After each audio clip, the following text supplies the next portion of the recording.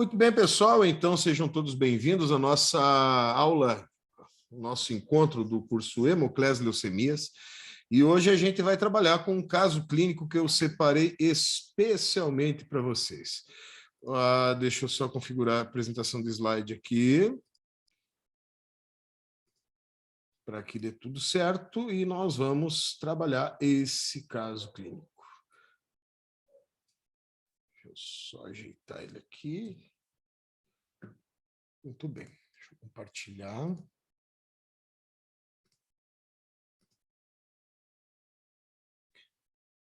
Muito bem, gente. Então, a gente tem aqui um caso de número 49, que trata de um paciente masculino com 57 anos, e esse paciente ele veio ao médico, né, com queixas de anemia, principalmente.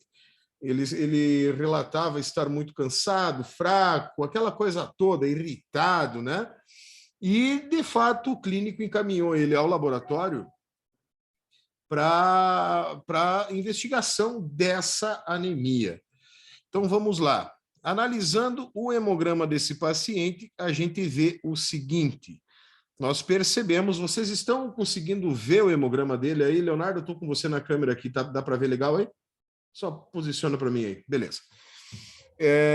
Então, o que nós temos aqui? Inicialmente, se você olhar, esse paciente está com 18.000 leucócitos, ele está com uma leucometria bastante elevada, e ele tem uma hemoglobina de 5,8, uma anemia severíssima, uma anemia muito intensa.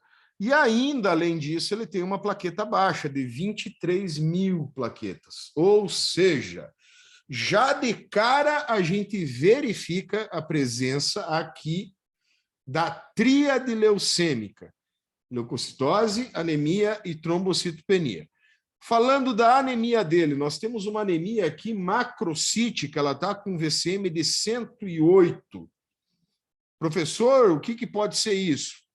Na verdade, isso aqui pode ser até uma falta de folato secundária ou uma reticulocitose.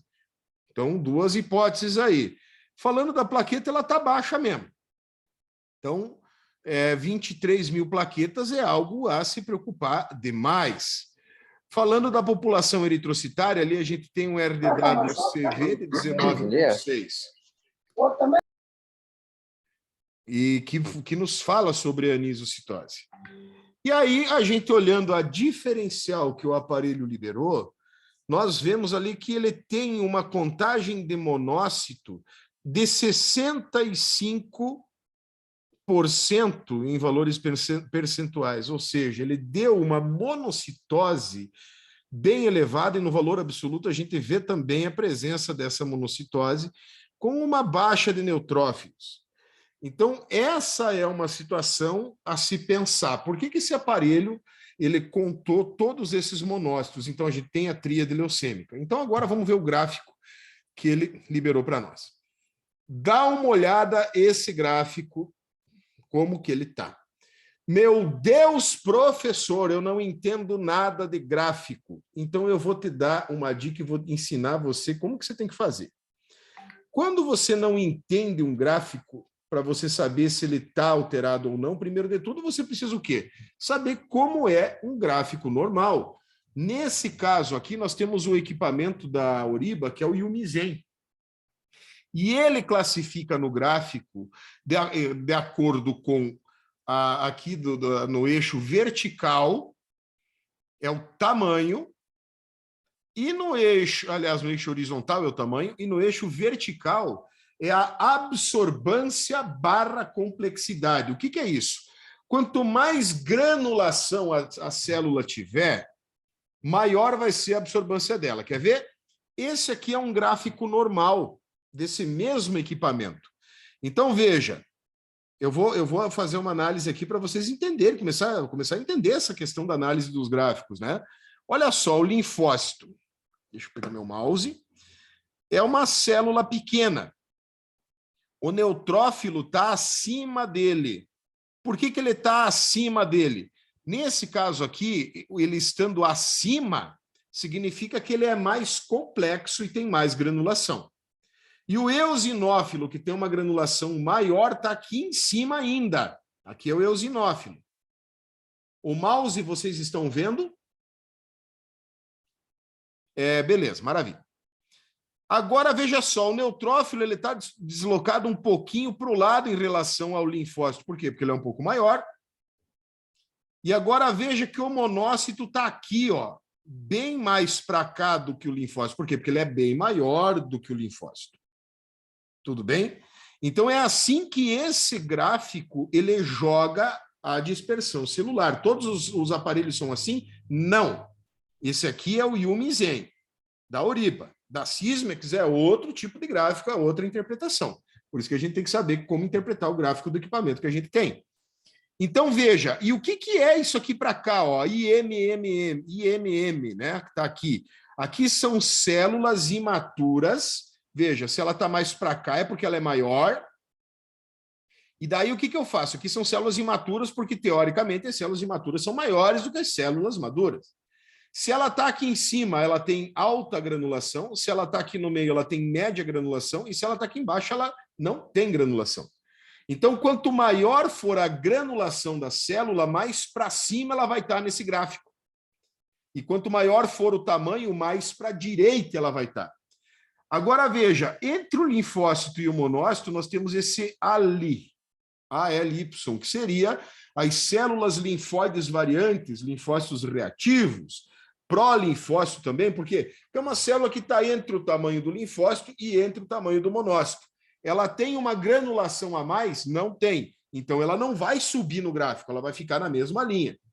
Tá? Eu espero que vocês estejam entendendo. E, claro, essa aula vai ficar salva lá para a galera do Hemoclés Leucemias para ver ela depois. Então, voltando aqui na análise do gráfico. Estou falando do gráfico original, do gráfico normal. Aqui está o gabarito, né, do gráfico do Yumizen. Então, veja, o que eu tenho aqui? O azulzinho aqui é o linfócito. Um pouco mais para a direita é o monócito. Por quê? Porque ele tem tamanho maior. Ele está um pouquinho mais para cima? Tá. Por quê? Porque ele tem um aspecto granular. Então, ele aumenta um pouquinho a granulação, ele vai subir um pouco. O neutrófilo está acima do linfócito. Por quê? Porque ele tem mais granulação. De tamanho, ele é um pouquinho maior, às vezes tem o mesmo tamanho. Por isso que no eixo vertical ele está quase no mesmo lugar. E aí o eosinófilo está aqui em cima.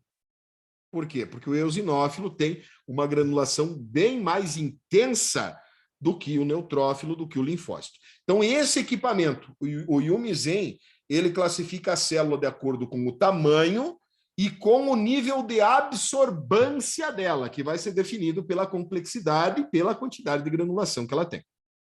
Tá ok? Então, é assim que esse equipamento define. Agora, vamos olhar aqui, ó. Eu tenho o gráfico normal aqui embaixo e tenho o que o equipamento deu. Veja que eu tenho um aumento na população de monócitos, ok? Eu tenho um aumento na população de monócitos e eu tenho um aumento aqui, ó, nesse lugar aqui, ó, que é o IMM, que significa células imaturas de média granulação, média quantidade de granulação. Ou seja, eu vou ter células aqui com característica de monócito, vou ter células até um pouco maior do que o monócito, de repente, e não muito granular, mas não sem granulação também. É isso que esse gráfico me deu a entender até esse momento. Então, é assim que a gente entende esse gráfico de dispersão do equipamento da Oriba. Como eu falei para vocês, outros equipamentos precisam outras análises. Né? Tem outras metodologias. Então, cada equipamento traz uma matriz. Você precisa entender a matriz do teu equipamento. Aquilo que eu sempre coloco nas minhas postagens. Não adianta você comprar um equipamento melhor, com mais parâmetros, se você não sabe entender os parâmetros dele. Então, esse é o esquema. Procura sempre o gabarito do teu gráfico. Aqui, ó. Aqui está o gabarito do gráfico, do Yumizen. Eu usei ele para explicar para vocês. Então, nós temos aqui, ó, tem até os eritroblastos aqui, logo abaixo do linfócito. Né? Então, o neutrófilo fica aqui, linfócito aqui, monócito aqui, as células linfóides variantes aqui, o eosinófilo lá em cima. Passou dessa linha aqui, já é célula imatura. Já é célula com tamanho maior, e aí ele vai estar mais para cima ou mais para baixo, dependendo da quantidade de granulação que essa célula apresenta. Então, resumindo, a gente viu que tem tríade leucêmica, a gente viu também que nós temos nessa situação células com característica monocitoide e também células imaturas, de acordo com esse gráfico aqui, de média granularidade. E agora a gente vai para a lâmina para ver o que a gente vai encontrar. Então, vamos lá.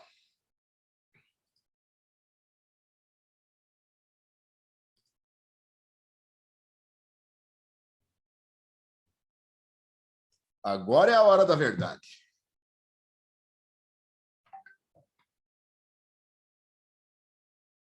Já deixei no jeito aqui. O meu contato direto aí, Leonardo, dá para ver legal a imagem? Mas legal, muito legal ou pouco legal? Maravilha, depois tu fala. Eu vi que você está com a mão levantada. Primeiro eu vou expor tudo aqui, daí depois a gente conversa. Então dá uma olhada aqui, esse tipo de célula. Parece mesmo um monócito, só que, claro, é um blasto. A gente viu que tinha tríade leucêmica, a gente viu que tinha granulação. Não tanto, mas não pouco. E isso a gente vê no citoplasma dessa célula. Dá uma olhada que ele tem um aspecto granular aqui. E isso o equipamento detectou. Vamos dar mais uma volta pela lâmina.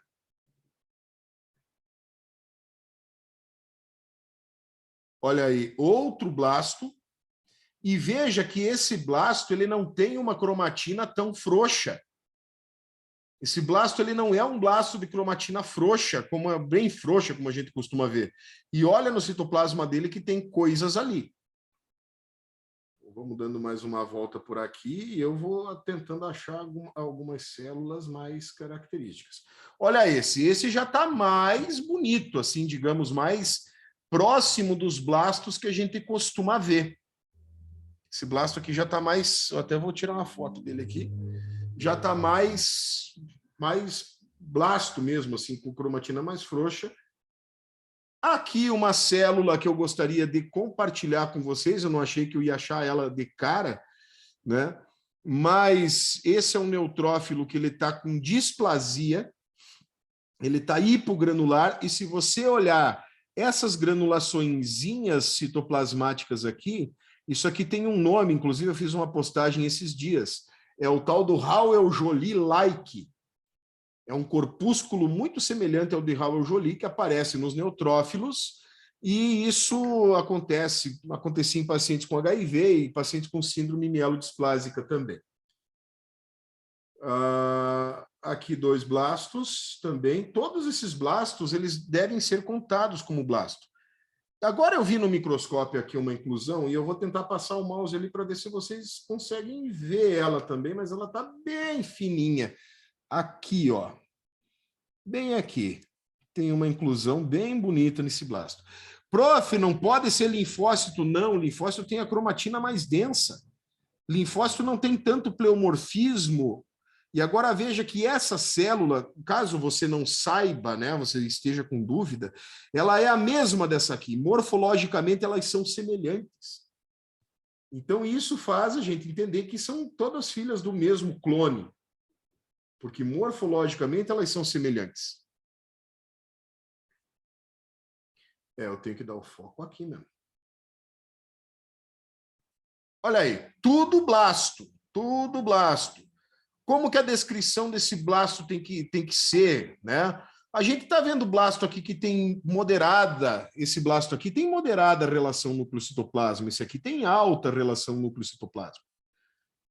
Mas eles têm um certo pleomorfismo nuclear, a gente vê que o núcleo dele não está regular. E também tem alguns brotamentos citoplasmáticos que agora eu estou vendo mais do que eu vi antes. Olha aqui, mais um blasto apresentando uma certa granulação.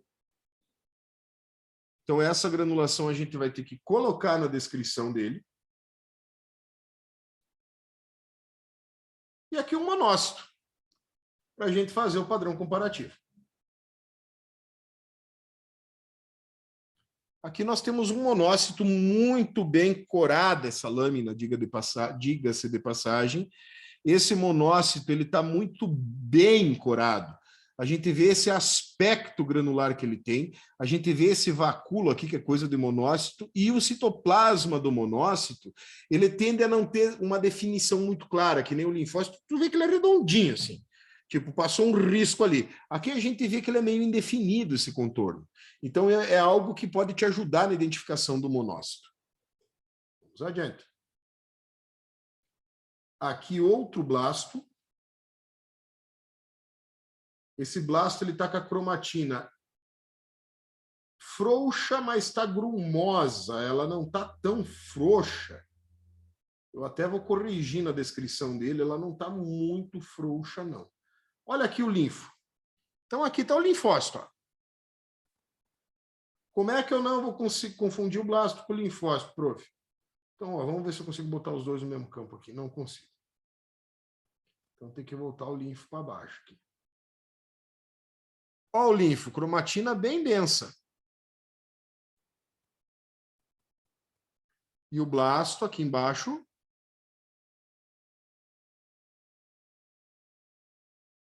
Cromatina mais frouxa.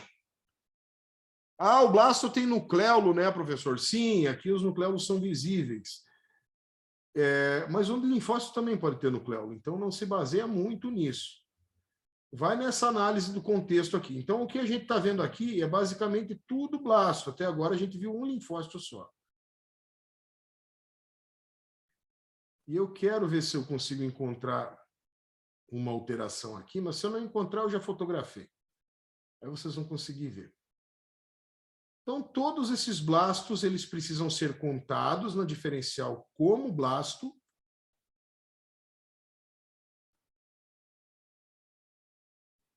Olha, um monócito.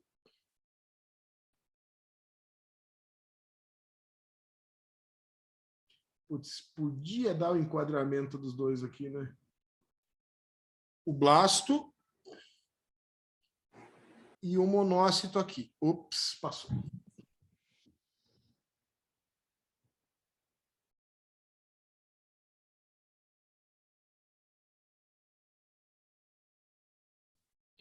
Muito bonito esse monócito também. A coloração está muito boa aqui.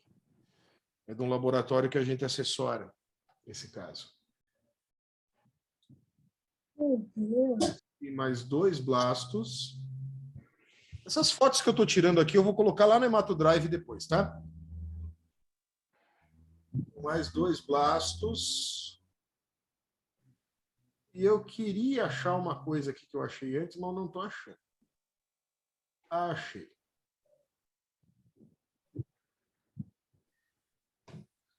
Olha, aqui está o ouro. Bem aqui, ó. Então, aqui a gente encontrou um bastonete de Auer no blasto. E aqui vai mudar toda a conversa a partir desse momento. Blasto com bastonete de Auer. A gente já sabe que essa leucemia aqui é uma leucemia mieloide aguda, porque o blasto já mostrou bastonete de Auer para nós. Professor, mas você só achou um? Sim, não tem problema. Pode ser só um. Mas tem mais, gente. Eu fiz a análise dessa lâmina antes, anteontem, eu acho que foi. E eu achei um montão de blasto com bastonete de Auer. Só que, claro, agora, como eu estou dando aula, aqui tem mais um. Olha no citoplasma dele ali que você vai ver. Ai, mas é tão discreto, prof. Sim, o bastonete de Auer é uma estrutura bem discreta no citoplasma dos blastos. Tá ok? Então, aqui, bastonete de Auer.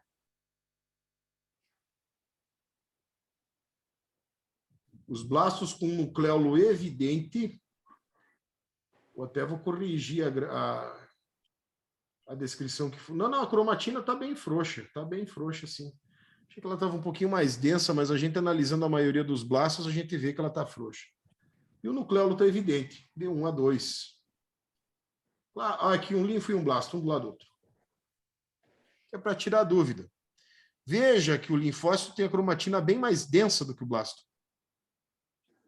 O blasto tem cromatina mais frouxa. Maravilha. Olha aqui, esse é o blasto que todo mundo gostaria de ver, né? Não dá para ter dúvida que é blasto. Mas nem sempre é assim, tá? Então, estamos aqui, olha aqui outro linfo do lado de outro blasto, para fazer o comparativo do linfócito com o blasto. Então, sempre que você tem dúvida no blasto, acha um linfócito e vai comparando. Vai vendo, vai fazendo comparação uma coisa com a outra. Tá bom? Olha outro blasto aqui também com contorno irregular. Isso é importante, a gente marcar essas características aqui. Ó. Veja que o contorno dele, do núcleo está irregular, do citoplasma também. Tá ok? Agora vamos voltar para a aula. Onde é que está aqui? Compartilhar. É isso aqui que eu preciso. Muito bem, então o que a gente achou? A gente achou nessa lâmina vários blastos, inclusive blastos com pleomorfismo nuclear, blastos com pleomorfismo de citoplasma, com leve granulação e também com bastonete de Auer. Aqui nós temos desse blasto da direita um bastonete de Auer que dá para ver ele meio ali entre o núcleo e o citoplasma. A gente vê um aqui um pouco menos fácil de ver, esse aqui, ó. Aqui tem um bastonete de Auer bem pequenininho, aqui bem fininho, mas tem. Então, isso a gente precisa relatar quando a gente for fazer a descrição do blasto. Então, são esses blastos que a gente viu. Aqui um neutrófilo segmentado displásico, que a gente vê corpúsculo de Dole aqui em cima. Aqui onde está o mouse, aqui, ó, essa coisinha azulzinha aqui é corpúsculo de Dole. Ele está vacuolizado, aqui também tem um corpúsculo de Dole, e essas granulações sozinhas aqui no citoplasma é aquilo que eu falei para vocês que se chama Hauer-Joly-like. É um corpúsculo que aparece em síndrome mielodisplásica, aparece também em HIV. E teve alguns achados aí, algumas situações que viram esse corpúsculo no Covid-19 também. Como que foi relatado esse caso? Como que foi liberado esse hemograma? Contagem diferencial, 82 blastos, 11 segmentados, 5 linfo, 2 linfócitos reativos. E aí vem a descrição dos blastos. Blastos de tamanho médio, moderada a alta relação núcleo-citoplasma. Por que isso? Eu tinha blasto que tinha um pouquinho mais de citoplasma e tinha blasto que quase não tinha citoplasma. Por isso, de moderada a alta.